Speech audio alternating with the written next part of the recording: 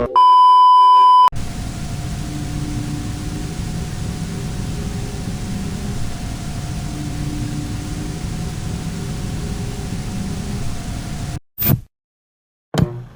of the time when you hear about weird kids eating weird things, it's stuff like paste.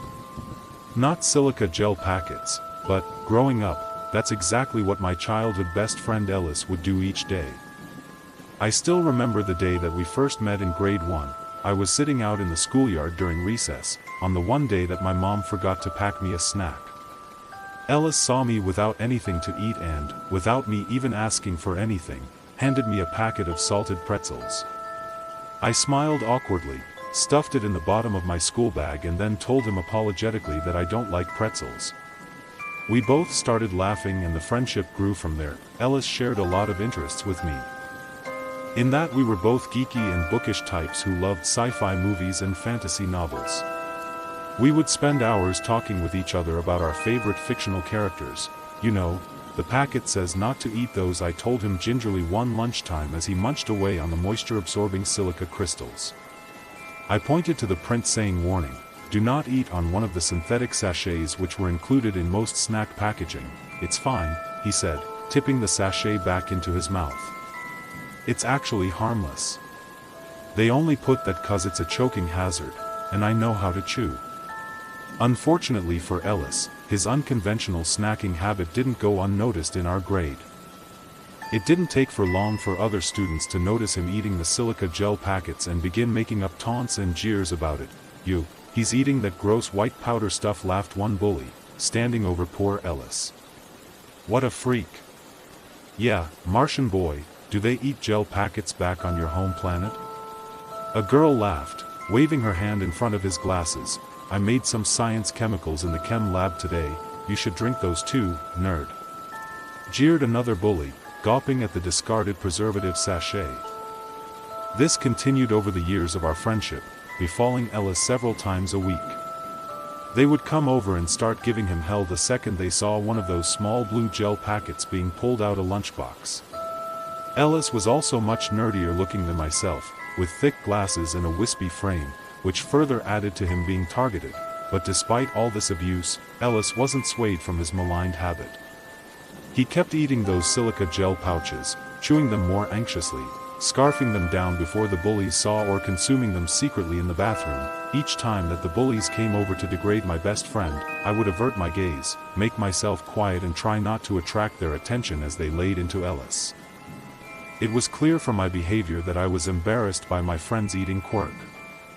I didn't want to look weird too or get targeted by association, so I would never defend Ellis or get involved, even when the bullying turned from verbal to physical. While I never outright deserted my friend or joined the bullies against him, I never stood up for him. At the time I figured it was his habit, his battle to fight. This is something that I came to regret as I grew older. It tormented me, knowing I'd let a good friend suffer out of selfishness. I tossed and turned on some nights, kept up late thinking of all the comebacks I wish I'd said to the bullies in Ellis' defense. One childhood too late. Ellis and I matriculated together from elementary school into middle school, but it was high school where we parted ways, with me going to one and him to another. We said fond goodbyes to each other and promised to keep hanging out outside of school, but that promise didn't pan out as I was swept up in high school life. It would be years later, when I was well into my 20s, that Ellis finally returned to my mind. In the middle of watching TV in my apartment one evening, a news report came on that instantly cast my thoughts back to my old friend. And of course it did. It was about silica gel packets. They were being discontinued. Specifically, the brand that had been in all our snacks and treats throughout our school days, which is why it was the only brand of silica that Ellis had eaten. According to the news report, the brand, Crystal, were being discontinued due to severely toxic substances present in them. The news reporter's words chilled me to my core. They're a simple part of food packaging designed to keep our food dry. But the question is, are they truly safe? Not those from this local producer of them. It is being alleged that Crystal silica gel packets were created with scientific waste products, which were not thoroughly understood by researchers at the time. Fortunately, foods stored with the packets were protected from this substance by the plastic packaging.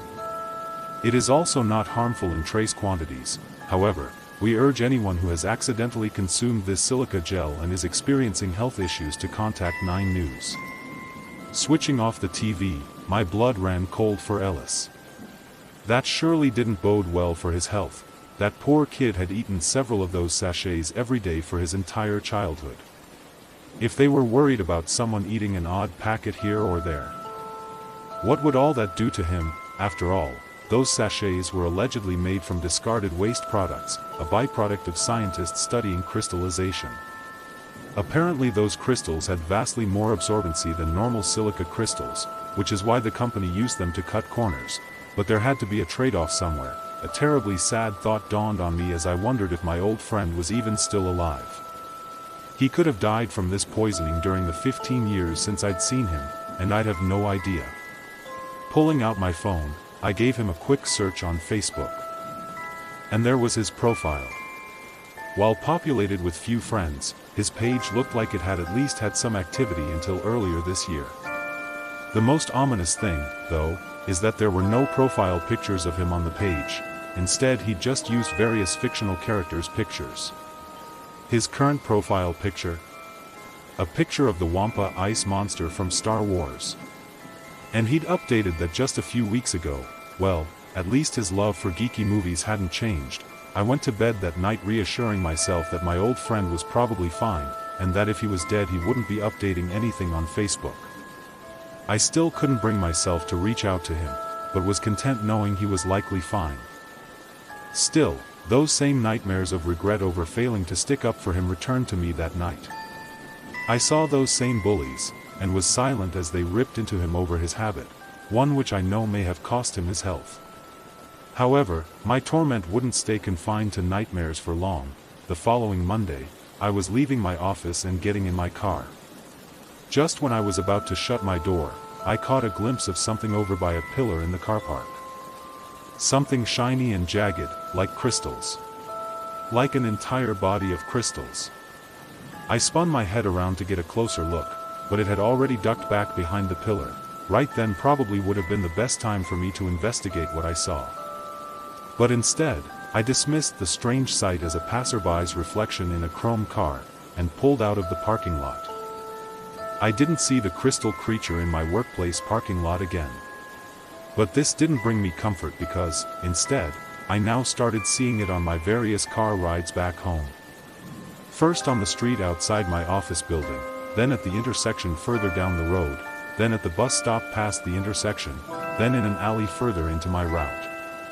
I never saw it for more than a few seconds in the evening dark, but it was unmistakable now. There existed some kind of stealthy humanoid creature, completely encased in sharp crystals. And even worse, day by day, it was following me home. I had only seen that glint of synthetic crystalline substance in one place before. But I'd seen it every day for years. And that was in the silica gel sachets Ellis would dig into daily. I could put 2 and 2 together. The news report about my friend's crystal snack being toxic and the strange crystal monster stalking me, again, I jumped online at home and started looking old schoolmates up. But this time, instead of Ellis, it was the names of the kids who had bullied him. Their little gang had been made up of about 5 people, and it only now occurred to me that I hadn't heard anything concerning them for years. Searching each of their names, I was shocked to see obituaries. Roy, the leader, had been butchered in his sleep in an unsolved home invasion. Shauna, another of the crew, had suffered a similar fate, having her body ripped apart by an intruder while her family slept. One by one, I learned of each of the animalistic and brutal killings, with descriptions of the former bullies having their flesh pierced and shredded. Found on each of the bodies, and in their wounds, was a crystal substance. Authorities suspected it was a drug of some kind used by a junkie assailant. I knew instead that it had come from the jagged limbs of the killer itself. I also now knew one more thing, that the creature that had done these killings, my old buddy, had one final target it was coming to kill. He wanted revenge against me for not standing up for him. Helplessness could have consumed me at that moment. But I fought to keep myself rational and calm. Ellis had only killed its targets while they were in bed sleeping, I recalled. It had likely needed to catch them unawares, because it was too physically fragile to kill them otherwise. If Ellis came anywhere near me while I was awake, it would have the power to injure or, if need be, kill him. It hurt me to think about my old pal like that. But I wasn't going to let him savage me while I slept.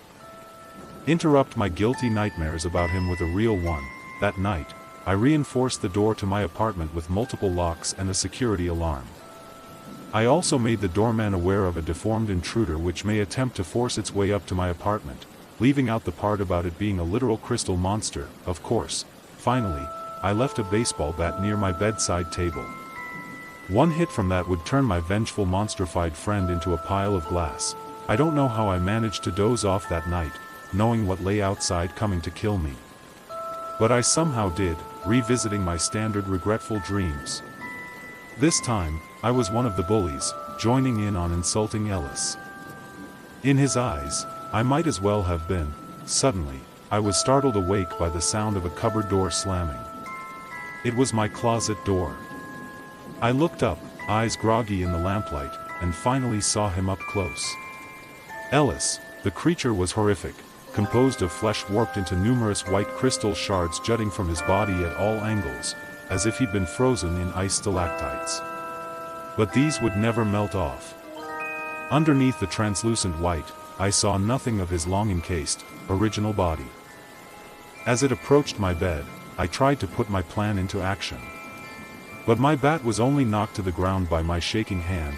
Rolling underneath the bed, transfixed and defenseless, I waited for Ellis to give me what I perhaps deserved. "I'm sorry, buddy," I said resolutely. "I'm sorry for what happened to you, and sorry for not protecting you when you needed it." The crystal creature barely registered my words, instead reaching underneath the bed. Was he going to bludgeon me with my own bat? To my confusion, the shifting mass of crystal stood up, not with my bat, but with my old school bag from elementary. I'd held on to that for years out of sentimentality.